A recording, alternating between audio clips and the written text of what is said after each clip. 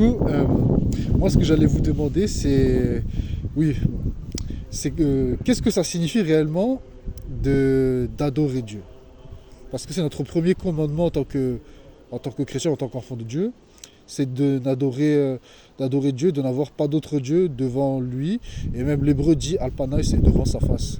C'est-à-dire que tu n'auras pas d'autre Dieu devant ma face aussi. Donc, qu'est-ce que ça peut signifier de n'adorer Dieu et lui tout seul? Quand on demande à Jésus quel est le plus grand des commandements, Oui. il dit tu aimeras le Seigneur ton Dieu de tout ton cœur, de toute ton âme, de tout ton esprit, toute ta force, de tout ton esprit, et ton prochain comme toi-même, ce qui revient au même. Adorer Dieu, c'est ça, c'est être capable de l'aimer de tout son cœur, de toute sa force, de tout son esprit, et de n'aimer que Dieu par-dessus tout vivre pour Dieu. Maintenant, si on va dans l'épître de Saint Jacques, voilà. il dit ok, montre-moi ta foi sans les œuvres. Moi, c'est par mes œuvres que je te montrerai ma foi. Et La foi sans les il y a une grande avancée dans la philosophie qui a permis le christianisme. Avant le Christ, on ne pouvait pas, pour Aristote, l'amitié avec Dieu, c'est quelque chose d'impossible parce que Dieu est infiniment plus grand que nous. Il n'y a pas de réciprocité entre Dieu et nous. Et depuis le Christ, depuis le fait que Dieu se soit fait homme, il peut y avoir cette amitié entre les hommes et Dieu. C'est ce que développe saint Thomas d'Aquin dans la Somme de théologie. Il dit mais en fait, Jésus dit ce que vous avez fait au plus petit d'entre mes frères, c'est à moi que vous l'avez fait. On peut aimer Dieu en retour, on peut lui rendre un peu cet amour qu'il nous donne en étant attentif aux plus petits d'entre mes frères, entre les plus petits d'entre nous, et vous voyez, on est à Lourdes, Bernadette. Amen. Et on y revient. Et en fait, c'est ça, c'est pas à la mesure, ce sera jamais à la mesure du don infini que Dieu a fait pour nous sur la croix.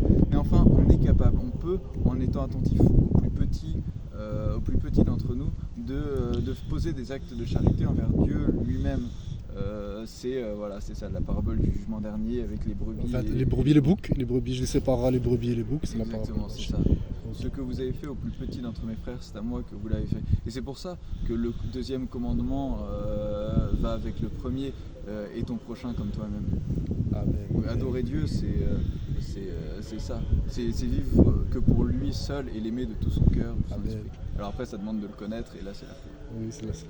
Donc les deux sont associés. Foi et charité ils vont ensemble.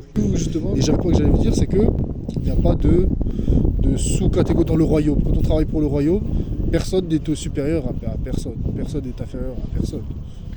Si on regarde selon le point de vue de Dieu, nous on n'est rien, et lui il est tout. Voilà, donc dans ce sens-là, on peut dire que nos œuvres sont insignifiantes, par rapport au sacrifice sur la croix de celui qui est purement sans péché, c'est rien.